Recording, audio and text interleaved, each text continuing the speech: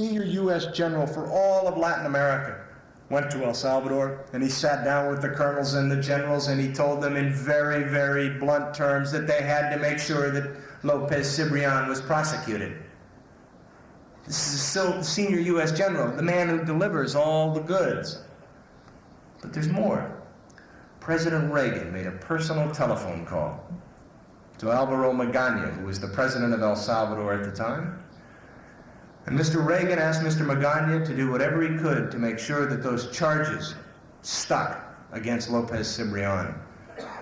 You might ask yourself the propriety of the President of the United States interfering in another country's judicial process, but that aside, what happened to Lopez Cibrian? What happened after an appeal by General Nutting and an appeal by President Reagan? The charges were dismissed. Lieutenant Lopez Cibrian was sent back to active duty and given command of troops, and on the weekend was seen driving around the Capitol in his red Mustang. And about 6 weeks ago, for those in the State Department who say, well, that's all history, Salvador has changed. Yeah, 6 weeks ago, front page story in the Washington Post reported that Lieutenant Lopez Cibrian was the head of a military honor guard. I'll tell you when you can say that Duarte's in control in El Salvador, when I'll say it, and I'd like to be able to sometime. When Duarte can do in El Salvador what Alfonsín has done in Argentina. Alfonsín, after he became the civilian president, brought court-martial charges against generals and colonels who were responsible for the brutality in that country in the late 1970s, mid to late 1970s. When Duarte can do that in El Salvador, then we can say he's in control. But he's not. Let me read you something from the Playboy interview. Shows you what Duarte, where he stands. This is an interview that was in November. He was asked, you haven't mentioned the most powerful sector in El Salvador, the army. Even if the guerrillas were to disarm, the army surely would not. You say the guerrillas aren't sincere in their desire for peace. You think the armed forces are. Duarte: I think so. I'm sure of it. And what's more, I think the army has given proof of this in my first month in power. And then listen to this. In my first 30 days as president, I did not hear of one single complaint about a case of abuse of authority or actions that could be defined as military crimes. Not one. And Playboy puts in brackets, inserts into the story in an italics, the legal aid office of the Roman Catholic Archdiocese of San Salvador reports that in the period to which President Duarte refers, there were 123 civilians killed by the government forces. So either Duarte doesn't know, because he doesn't want to know, or he knows, and he's become an apologist for the military because he knows that's the only way he can stay in power. But the bottom line is the same. The country belongs to the military and not to the civilians. Events are creeping up in Central America. I've spoken longer than I normally do. Before opening it to questions, let me conclude with what I really think is probably the best statement about U.S. policy in Central America. And it was made by Bishop Paul Moore, the Episcopal Archbishop in New York. Speaking from the pulpit of St. John the Divine last Easter Sunday, Bishop Moore said, I want to state it clearly and categorically that the U.S. policy in the region is inconsistent, illegal, ill-advised, and immoral. In Central America, he said, we stand naked and ashamed before the nations of the world. Thank you.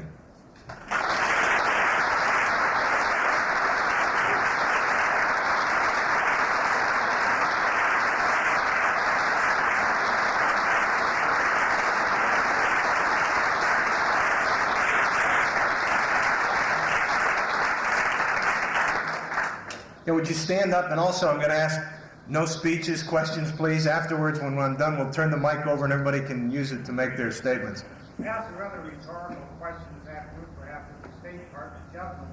And I'd like to ask it also of you, Mr. Bonner. Who do you think, A, determines the United States foreign policy, and who do you think carries out the United States foreign policy? The answer given this afternoon was pretty much a standard answer. The State Department is a conglomeration of individuals, and obviously our embassies and perhaps our army, but no real mention made of the CIA conference in Trump.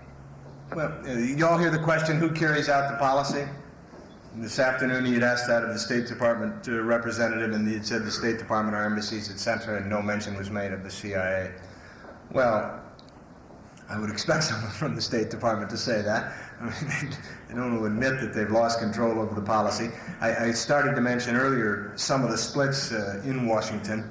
I got to tell you, at this point, and I underscore, sometimes I speak as a lawyer and choose my words very carefully, or maybe speaking as trained as a New York Times journalist, I try to choose my words very carefully. But at this point, I wish the State Department did have more input into the policy. And I would disagree with the State Department official. I think at this point, unfortunately, the State Department is not having as much impact on the policy as it should. I think there is a split. I think the bottom line of the policy for all of them is the same. The Sandinistas have to go. I think they see different ways of doing it. I think Schultz is willing to negotiate, and that's much different than would encourage negotiations in El Salvador, because there's not going to be negotiations in El Salvador unless the Reagan administration insists on them. Being willing to have negotiations isn't going to do it, because you've got a very recalcitrant army there. But I think Schultz is willing to at least have some negotiations begin in El Salvador. No, there's clearly a split. I mean, I think it's difficult to say that there's not. And anybody who reads the New York Times and the Washington Post on a daily basis and spends any time in Washington knows there's a split.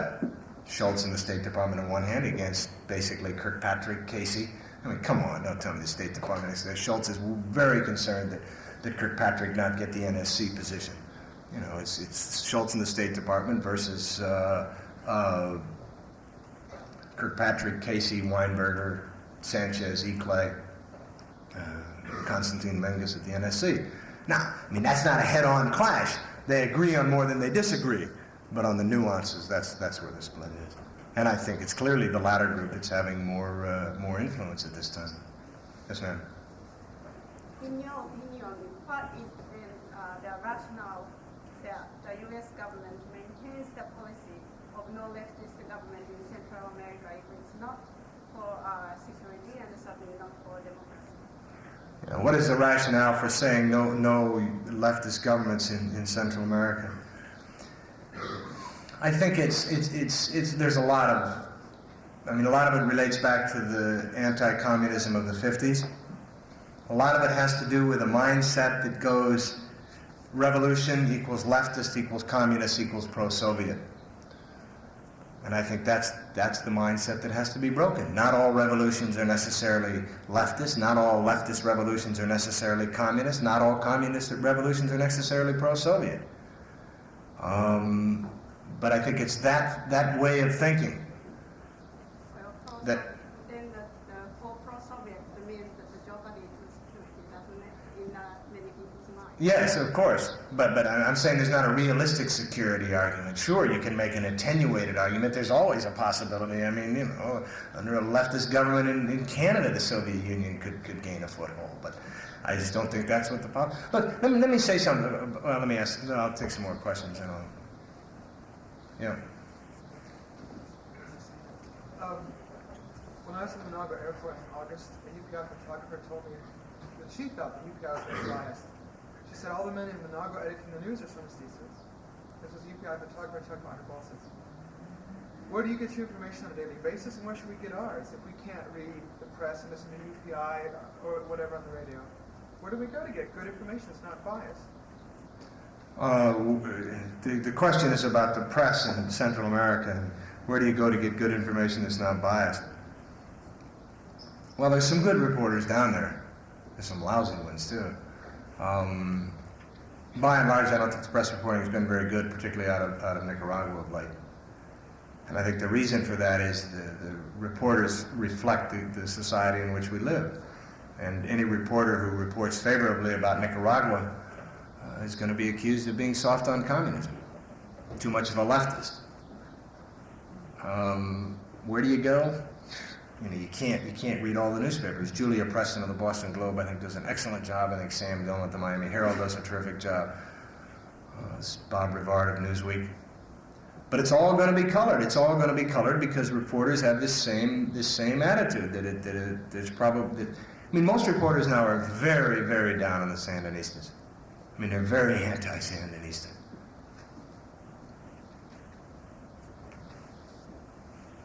You mentioned that the State Department was a good source of information for you and they cooperated with you when you wrote this book.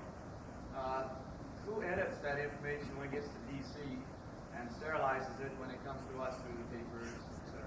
Well, let me make it very, very clear. I don't want to get anybody in the State Department in trouble and saying they cooperated with me when I wrote this book. What I said was, which I'm sure they would know, those who did cooperate with me shall forever be unnamed. What I said was that the reporting, the cable traffic from the embassy in El Salvador for the period that I wrote about, which was basically 77 through 83, early 84, the cable traffic, the cables that were sent back by the embassy under the Carter administration when Bob White was the ambassador and under the Reagan administration when Dean Hinton was the ambassador, even though White and Hinton were poles apart in terms of their policy. Nevertheless, they both reported what I consider to be fairly accurately and very reliably and very straight on what was happening. The problem is that the State Department doesn't release those documents and doesn't necessarily report publicly doesn't necessarily, often has not reported publicly what's been stated in those documents. And in fact, reports the opposite. So that's where the distortions have come. The distortions and the dissembling have come in Washington, and the deceit has come in Washington. So it's not a case of Washington not knowing what's happening in Nicaragua and El Salvador, Honduras, Guatemala. It's a question of they're not wanting to tell the American people. For obvious reasons. If the American people knew the reality of what had been going on in El Salvador for the last 4 or 5 years, I mean, the polls show 2 out of 3 Americans are opposed to the policy. It'd be 9 out of 10.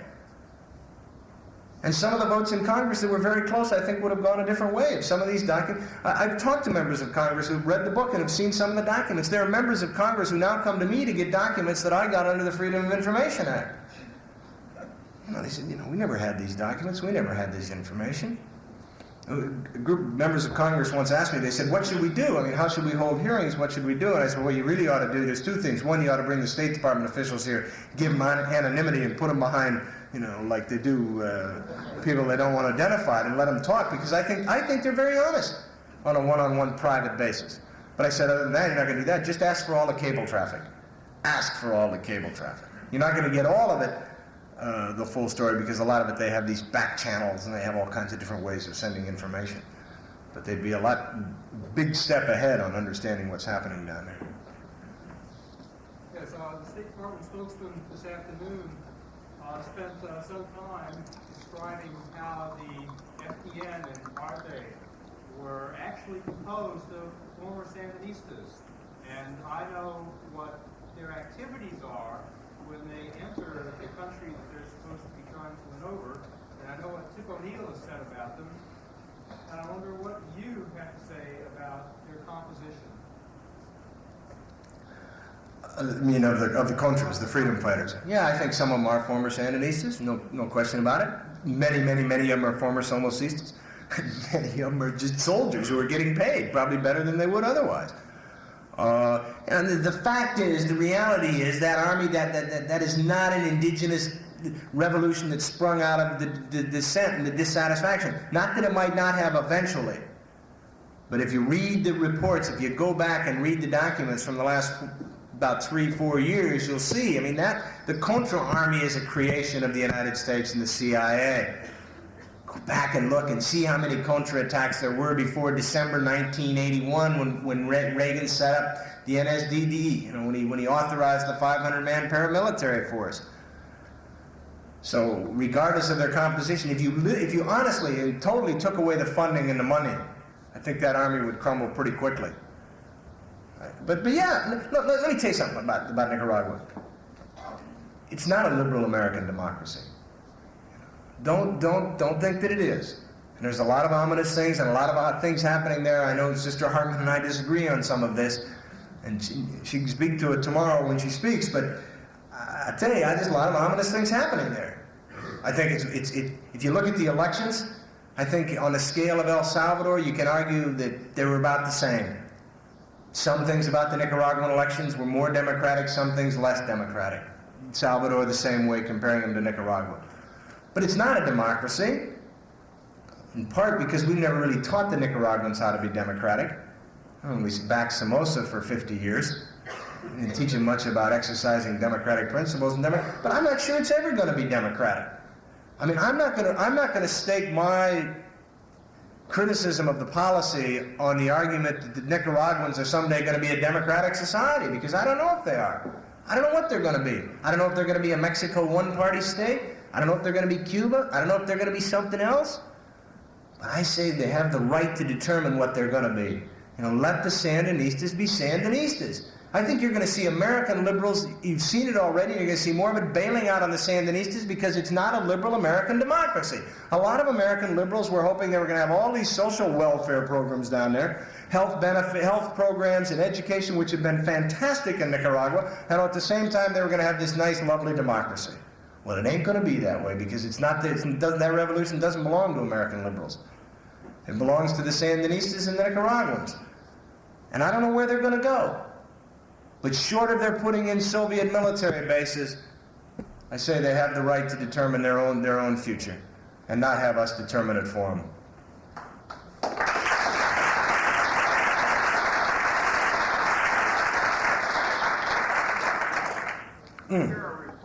Could I add a postscript to that? I'm sorry. I'll let you. I think pressure ought to be kept on the Nicaraguans to allow for freedoms and political expression and cultural expression. But the pressure ought to be diplomatic, and the pressure ought to come from human rights organizations and others in America that are concerned about it, not with a war. I'm not saying we should leave them alone totally and just let them go their way. I think people who are concerned about democracy and freedoms ought to use what pressure they can, but not a war.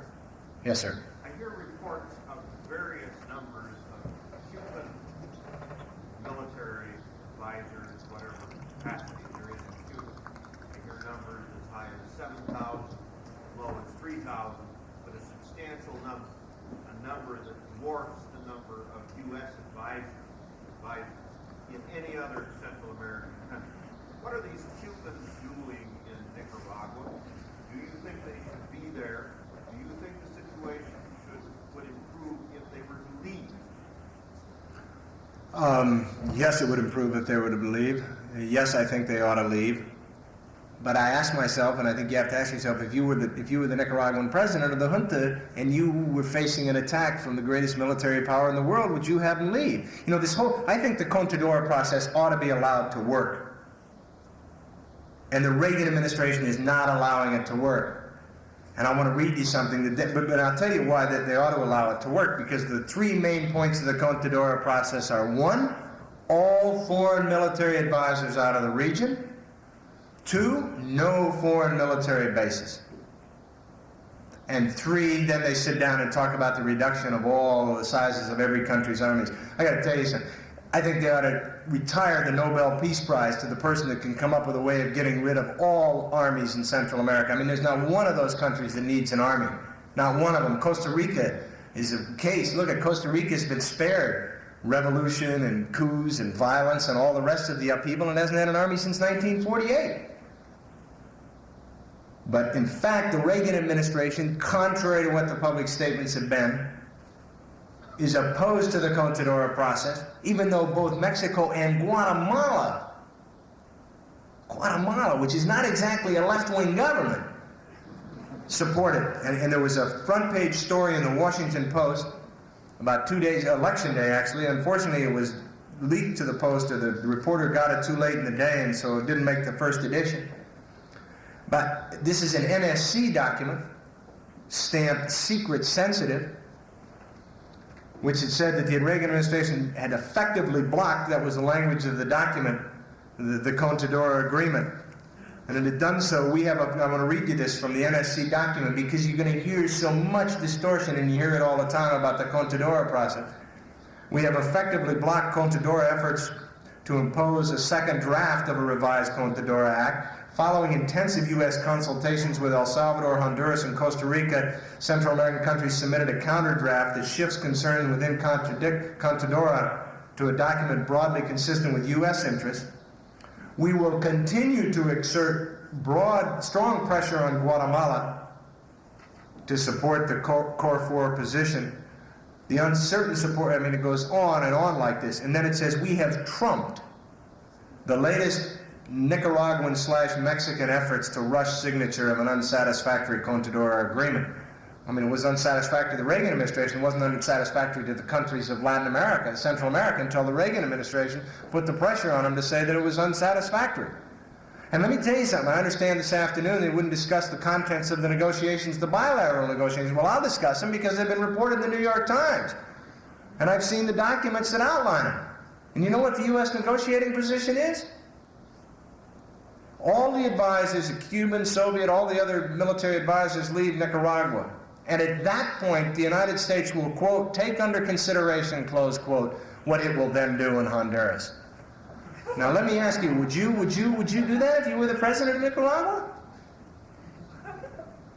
Yeah, I mean, I wish all the foreign military advisors would leave. And what the Cubans are doing is helping the Nicaraguans defend themselves. No question about it. I don't know how many are there. I mean, you know, that's a problem. The administration is, the same report I was reading to you that was prepared for the State Department says that the administration has lost a lot of credibility around the world because it keeps making these claims that they can't back up. I think it's very difficult to know the reality right now of how many people, how many Cuban advisors, Soviet military advisors there are in Nicaragua. The 3,000 may well be right. Might be 2,000, might be 1,000. But they're there. I am from Panama, and I believe that when you look at the issues, you have to look at both sides, American and Soviet. We have, I am only speaking for my country, a constant flow of Panamanian people trained in Soviet universities, in Cuban universities, 1 or 2 years, sugarcane growing, whatever you want to call it. I'm only speaking for what I know. In which the basic program, the first year, learning Russian, and along with learning Russian is learning the Marxist agrarian reform or whatever it is called. So it's not only one-sided that the United States is doing.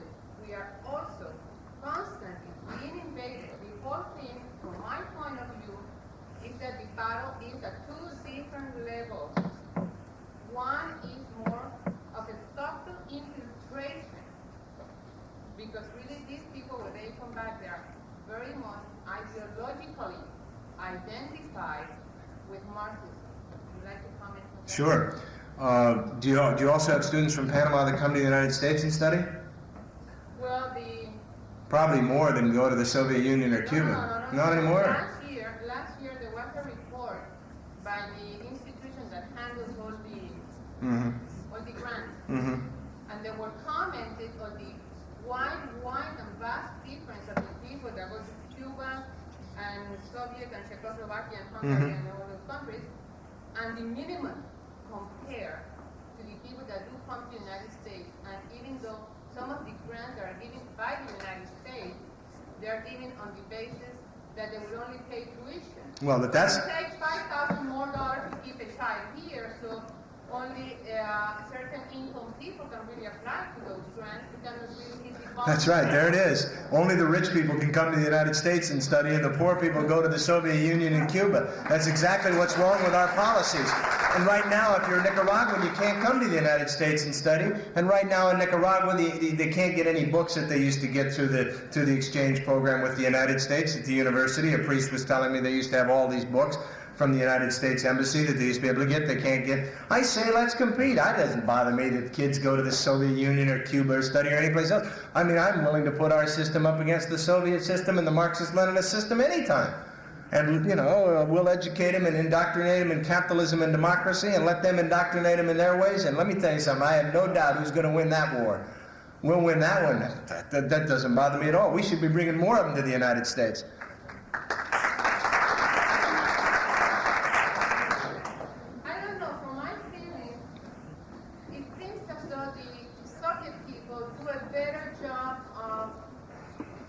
Making them aware that they need to work for the citizens and they're working for a cause that is not really what happens when people are trained in the United States.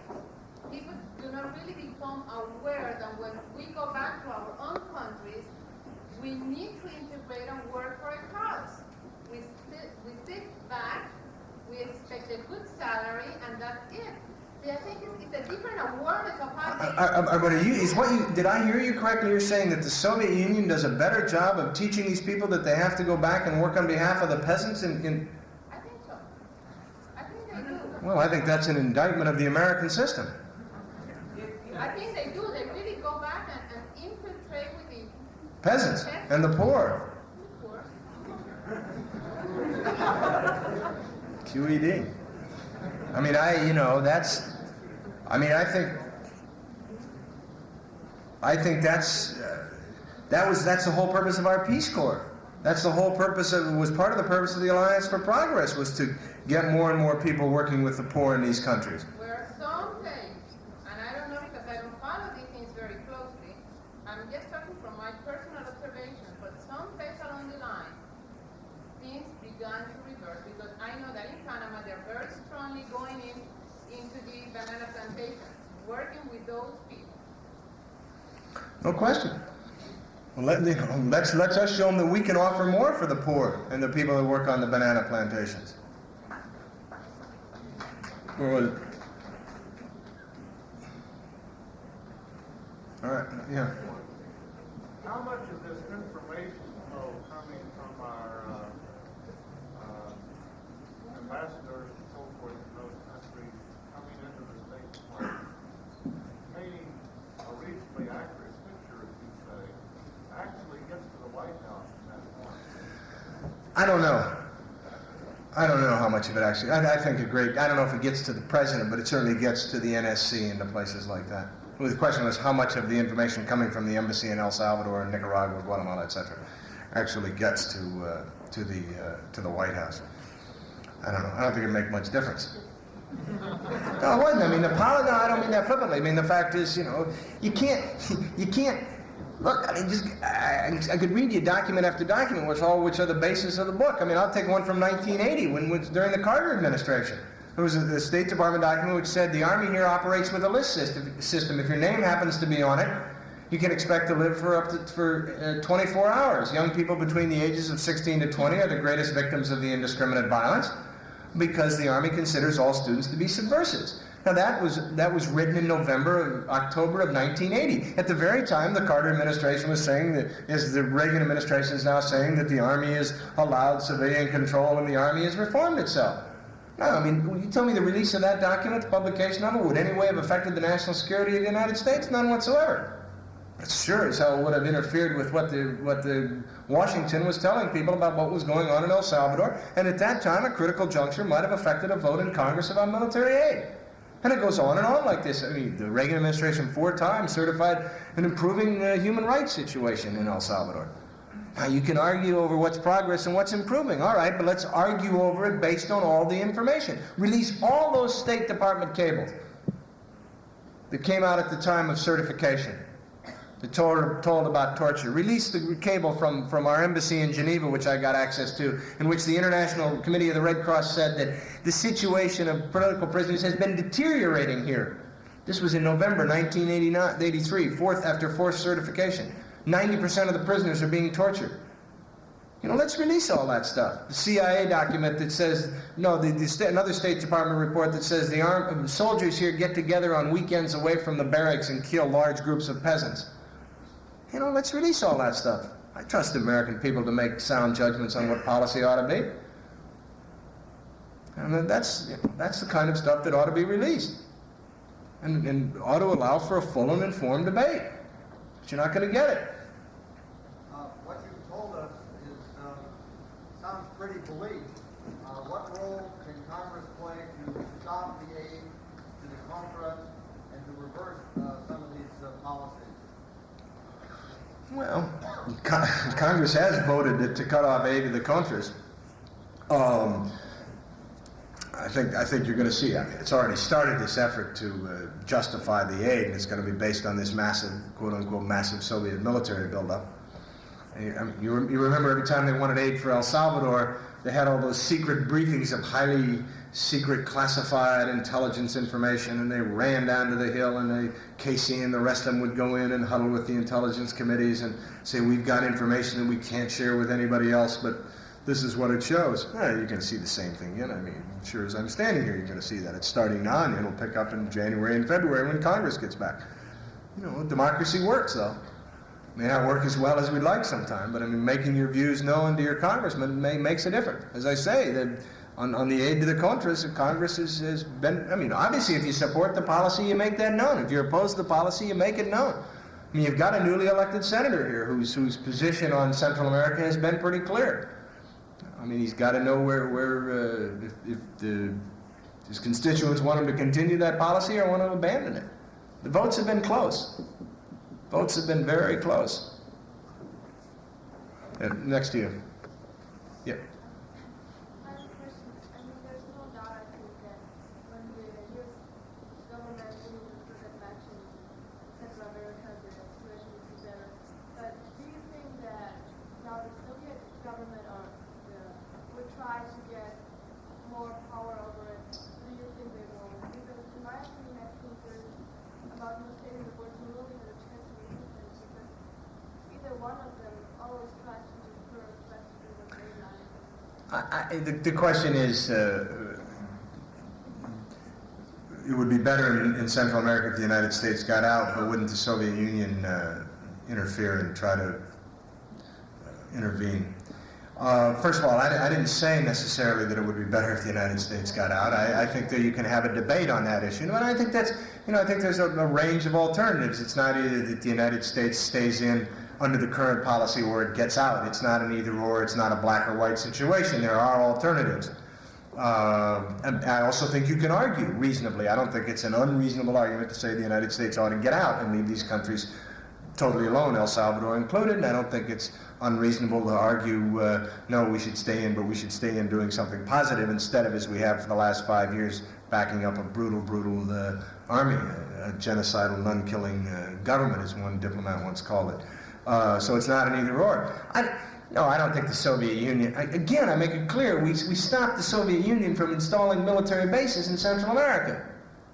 In terms of installing their social, political, economic system, let's compete with them.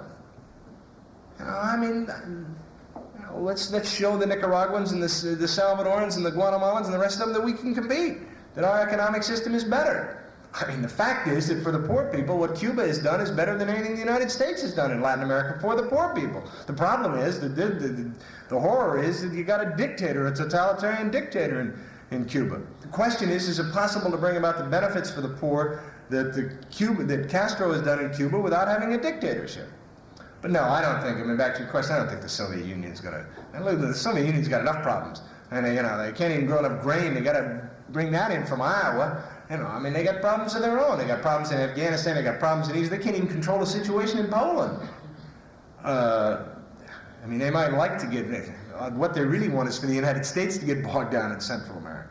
No, I don't think that they're going to, you know, they've said they can't bail out Nicaragua. You know, they've been bailing out Cuba now for, what, $4 billion a year for a long, long time. And they've told the Nicaraguans, hey, don't come to us, Hat Man, because we haven't got any money. Yes, ma'am. The State Department said this afternoon that Nicaragua was the one that started this escalation before we ever went into Honduras. The State Department said that Nicaraguans started the escalation before we went into Honduras. I don't think the record bears that out. What escalation? What escalation? It's still got, I mean, if you look at the figures for the size of the army, the Chicago Tribune today said that the army in Nicaragua was 62,000. It's not 62,000. I just talked to 2 intelligence officials and 2 congressional people in the last 4 weeks. The Nicaraguan army is 25,000 regular army, and then they got a bunch of militia which have been trained for 3 months. And they got reservists. They got a bunch of militia which are more dangerous to themselves when you give them a rifle. They don't have 45 helicopters. Salvadoran army's got no. They didn't. And they're still not an offensive threat. There are U.S. military people that still say that Nicaragua is not an offensive threat to its neighbors. I mean, if they were an offensive threat, why don't they just march into Costa Rica? They don't have an army. And if the answer is, well, but the Costa Ricans know that the United States is going to defend them, well, fine, let's do the same thing to Honduras. Get all our military people out of there.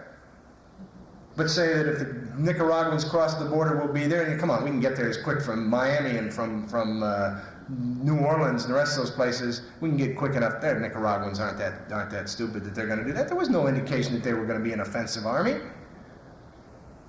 Military man after military man from the United States has gone down there and said they're not an offensive army. The tanks, you know, these tanks that we hear about all the time, they can't even make it up the grade.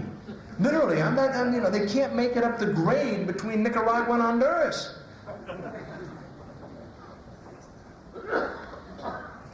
All of this flap that's happening right now may not be necessarily a prelude to an invasion, or it may do well with Congress in terms of more funding for Contras, but Alan Nairn wrote an article for the National Forum of the Americas a couple months ago that did an analysis of the United States military buildup in Central America with a view towards the use of troops in El Salvador, stating that the training for the kind of support units necessary had already occurred in previous military exercises, and with the Big Pine 3 exercises, there will be an incursion of American troops in El Salvador.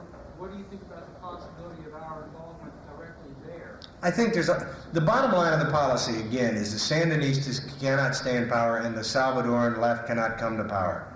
If it takes American troops to do that, they'll do it. If it can be done, as someone once said about General Gorman, he'll fight to the last drop of blood in El Salvador and Nicaragua, Salvadoran blood and Contra blood.